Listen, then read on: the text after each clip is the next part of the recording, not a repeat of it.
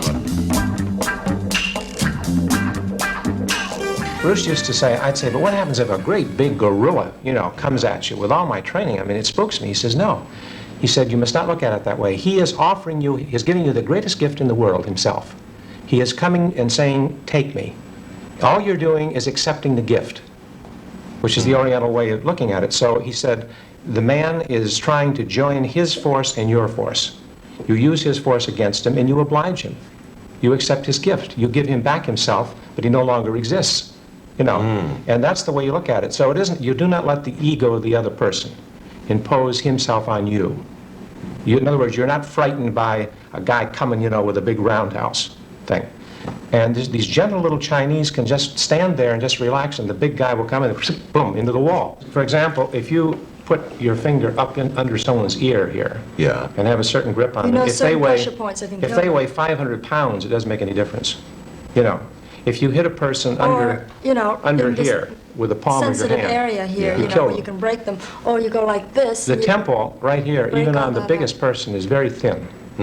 It's like if you're in sea warfare and you have to fire weaponry at a battleship. Yeah. If you know where the vulnerable points are, you don't hit. Aim for. Right. That's right. You don't aim for the. Exactly. And also, you have to be very, very fast. Well, that's the point. You don't make an unnecessary move. Do you two ever argue? I mean, do you ever? No, absolutely. You can't afford to, can you? I mean, you know too much about him. He knows too much about you. It could be all over in a second.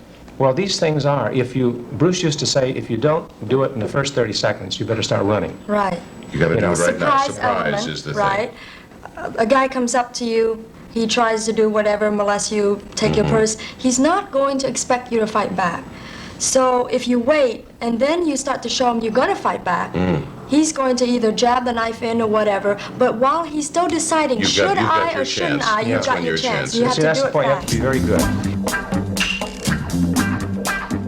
Are you kind of enthused about the part your husband is expanding for you in the next movie? Yes, very. To be Jimmy Cahn's leading lady in a Sam Peckinpah film written by Stirling Silliphant is sort of like, wanting to paint and studying with Picasso or something. Isn't it? That really is neat. I'm very fortunate. Of course, a lot of people say of Sam Peckinpah, that he's too violent. Do you believe that there is such a thing as too violent? Well, Sam is, to me, as much as I know him, is the most gentle man. He's the type of man who would hold the flowers and be flower children, peace brother and everything.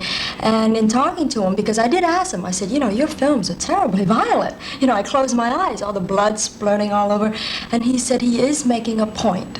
He said that he shows violence at its worst realism so that people will say, my God, look at it, it's terrible. Do you think Let's not do it that anymore. actually happens, Stirling, or do you think at times it creates a desire for violence in people? It's been argued, Rita, on both sides. I am inclined to agree with Sam. He really hates violence. Even though he is known to belt a few people now and then at a bar, because he doesn't like to be hassled. He's really a peace child, a love child. And for some reason, because he's Sam Peckinpah, it's like a gunfighter. People expect me to say, oh, you're Sam, you want to fight, you do such tough movies. I talked to him yesterday. He just came back from Mexico. He was sitting at a bar down there.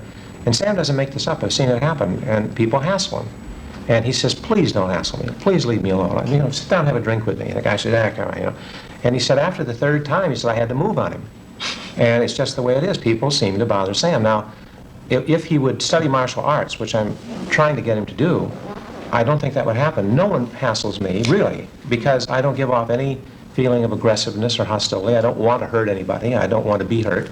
You know, But you are able, if the you- necessity yes, arises. you have to do it, Right. then what you do is you just finish the person off. You don't Right. wound them, you eliminate them. We originally started talking about martial arts, talking about violence in movies, and we've got about a minute left. What's your feeling? Do you think that violence as we see it today in movies, I think perhaps for violence sake, will continue? Is it good? Unfortunately, I wish it wouldn't, but it will, because people Seems to seem to draw the require it. people. It draws attention. The headlines are full of it.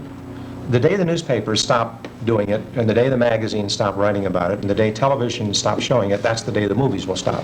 But not until Reed. Maybe violent love is the answer. Well, we agree. I was hoping you would, and I kind of expected you to.